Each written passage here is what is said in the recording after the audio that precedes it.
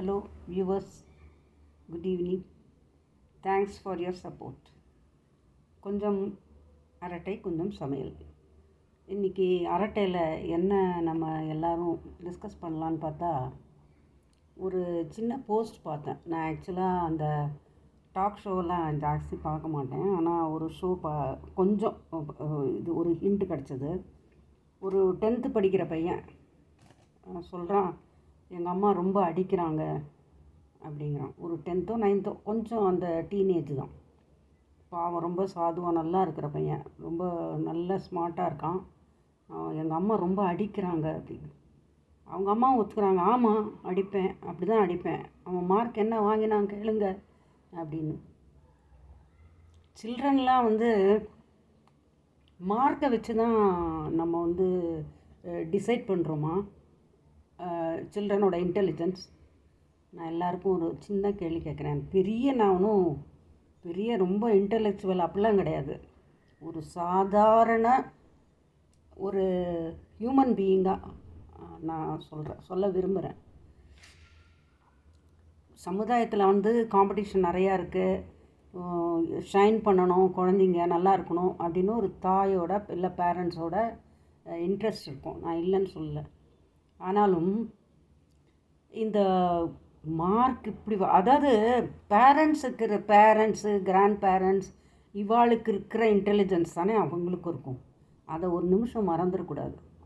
ஒவ்வொரு பேரண்ட்டும் நினச்சி பார்க்கணும், நம்ம எந்த அக்கறையோடு படித்தோம், நம்ம எவ்வளோ மார்க் வாங்கினோம் அப்படிங்கிறதெல்லாம் கொஞ்சம் நினச்சி பார்க்கணும். இவங்க என்ன பண்ணுவாங்கன்னா, பல வீடுகளில் நான் பார்த்துருக்கேன். இவங்க குழந்தைங்கள ஒன்றா இவங்க வெளியில் போயிடுவாங்க, ஃப்ரெண்ட்ஸோடு போயிடுவாங்க, இல்லை ஒர்க்கில் இருப்பாங்க, ஏதோ பண்ணுவாங்க. ஆனால் குழந்தைங்கள படிப்படியாக அப்படியே ரூம்குள்ளே போட்டு அடைச்சி படித்து ஆகணும், மார்க் வாங்கி ஆகணும், அப்படி கம்பல் பண்ணுவாங்க. அதுவும் பேரண்ட்ஸுக்கு என்ன கனவு இருந்ததோ அந்த சப்ஜெக்டில் வேற போட்டுருவாங்க. ஆனால் அந்த குழந்தையோட விருப்பம் என்ன, அவனுக்கு எதில் இன்ட்ரெஸ்ட் இருக்குது, ஒரு இன்ட்ரெஸ்ட் இல்லாமல் படிக்கிறதுக்கும் ஒரு இன்ட்ரெஸ்டான ஒரு சப்ஜெக்ட் படிக்கிறதுக்கும் வித்தியாசம் இருக்குது. அவளுக்கு இஷ்டப்பட்டு படித்தாங்கன்னா ரொம்ப ஈஸியாக புரியும், அதில் அவங்களுக்கு இன்ட்ரெஸ்ட் இருக்கும், அதில் முன்னுக்கும் வருவாங்க. ஆனால் இந்த சில பேரண்ட்ஸ் ரொம்ப மோஸ்ட்லி பெரிய பெரிய லெவலில் இருக்கிறவங்க, அவங்க ப்ரொஃபஷன்லேயே குழந்தைங்கள கொண்டு வரணும்னு கம்பல் பண்ணி அந்த மாதிரிலாம் ப்ரெஷர் கொடுக்குறாங்க. அவங்களுக்கு வாழ்க்கையில் நிம்மதியே இல்லாமல் போய்டுறது கடைசி வரைக்கும்.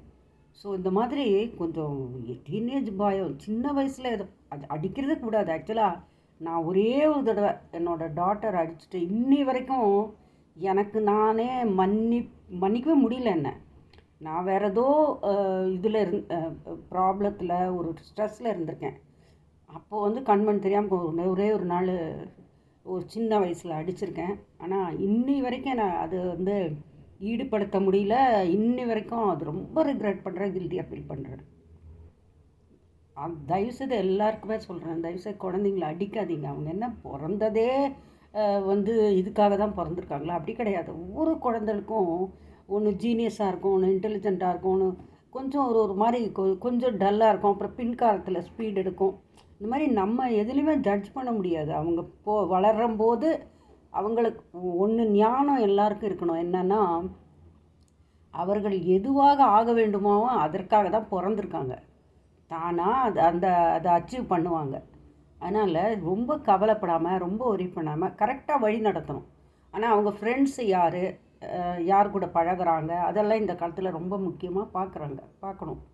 ஆனால் குழந்தைங்கள ரொம்ப அடிமை மாதிரி நடத்துறது. சில பேர் வீட்டில் டிவி ஓடிட்டே இருக்கும், அவங்க சீரியல் பார்த்துக்கிட்டே இருப்பாங்க. ஆனால் குழந்தைங்க மட்டும் போய் டெடிக்கேஷனோட அவங்க பாதி இவங்க பார்க்குற சீரியலை அவங்க காதில் கேட்டு கதை மனப்பாடம் ஸ்கூல்லலாம் போய் டிஸ்கஸ் பண்ணுறாங்க. அதெல்லாம் பற்றி கூட நான் கேள்விப்பட்டிருக்கேன். ஸோ ஃபஸ்ட் ஆஃப் ஆல் பேரண்ட்ஸும் கொஞ்சம் அவங்களோட படிக்கிற சூழ்நிலையை ஏற்படுத்தணும். அந்த மாதிரிலாம் கொஞ்சம் பார்க்கணுன்னு நினைக்கிறேன். ஒரு சமுதாயத்தில் சின்ன சின்ன விஷயங்கள் தான், ஆனால் இதை ஒவ்வொரு குழந்தைகளுக்கும் எவ்வளோ பாதிக்கும் தெரியுமா?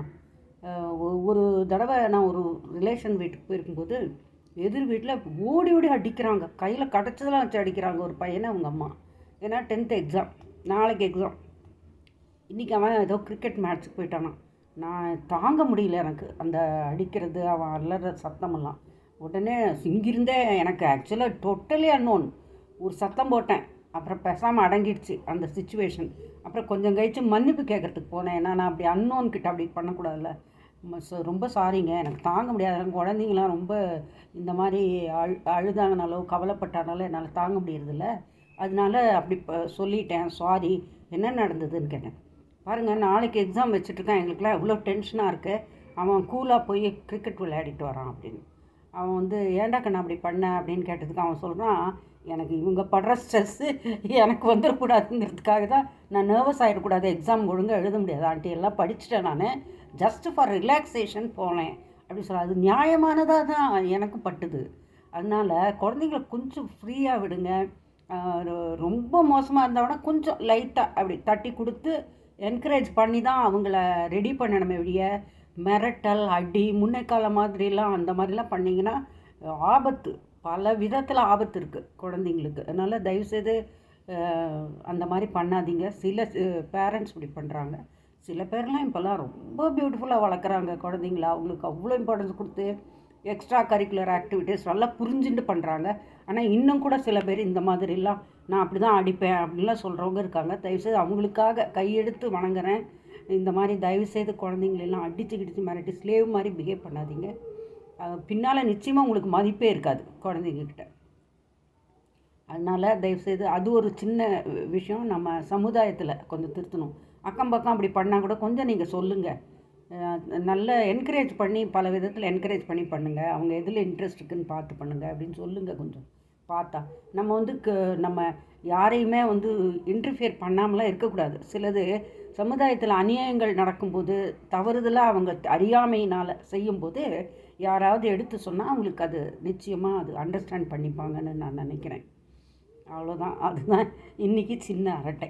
அடுத்த சமையல் போடும்போது வேறு சப்ஜெக்ட் ஒரு சின்னதாக பேசுவோம். சப்போஸ் நான் பேசுறது உங்களுக்கு பிடிக்கலை, போர் அடித்தது, சரியான அருவை அப்படின்லாம் நினச்சிங்கன்னு வச்சுக்கோங்களேன், தப்பே கிடையாது. ஏன்னா உங்கள் டிசிஷன் தான் முக்கியம். நீங்கள் என்ன பண்ணணும், அப்படி பாஸ் பண்ணிவிடுங்க, ரெசிபிக்கு போயிடுங்க. ஓகே, இதுக்கு பின்னால் ரெசிபி இருக்கும் இல்லையா, அதனால். ஸோ இன்றைக்கி நான் என்ன பண்ண போகிறேன்னா கொள்ளு பவுடர் பண்ணுறேன். அது வந்து கொள்ளு வந்து வெயிட் லாஸ்க்கு ப்ரிவென்ஷன்னு கூட சொல்லுவேன். அது ஒரு வந்து உணவு மருந்து ரெண்டும். சுட சுட சாத்தில் போய்ட்டு அந்த பவுட்ரு போட்டு கருவேப்பிலை பவுட்ரு மாதிரி இதுவும் ஒரு நாள் ஃபார் அ சேஞ்ச் சாப்பிட்லாம். டெய்லி சாம்பார் ரசம் எல்லாம் சாப்பிட்றதை விட அதில் அஜீரணம் ஆகிருக்கும், கேஸ் ஃபார்ம் ஆகிருக்கும். அதுக்கெல்லாம் இந்த கொள்ளு ரொம்ப நல்லது. ஃபைபர் வேறு இருக்குது நிறையா. அதனால் நான் அது அந்த மாதிரி நான் பண்ணி காமிக்கிறேன். பிக்னர்ஸ்க்கு ரொம்ப நான் வந்து அவங்களுக்காக தான் இது எல்லாமே பண்ணுறேன். அவங்களுக்கு ரொம்ப சண்டே ஆனால் இதெல்லாம் பண்ணி வச்சுட்டாங்கன்னா ஒர்க்கிங் பீப்புளுக்கு ரொம்ப யூஸ்ஃபுல்லாக இருக்கும். வெறும் சாதம் சூடாக வச்சு ஒரு பொரியல் பண்ணிவிட்டு இதை பிசைஞ்சு கூட சாப்பிட்றலாம். அப்புறம் தயிர் சாப்பிட்றலாம். சரியா? Thank you very much. என்னோடது பேச்சு பிடிக்கல அப்படின்னா நீங்கள் தாராளமாக அவாய்ட் பண்ணிவிடுங்க. பின்னால் ரெசிப்பியை மட்டும் பார்த்து ஷேர் பண்ணுங்கள் ப்ளீஸ். Okay, thank you.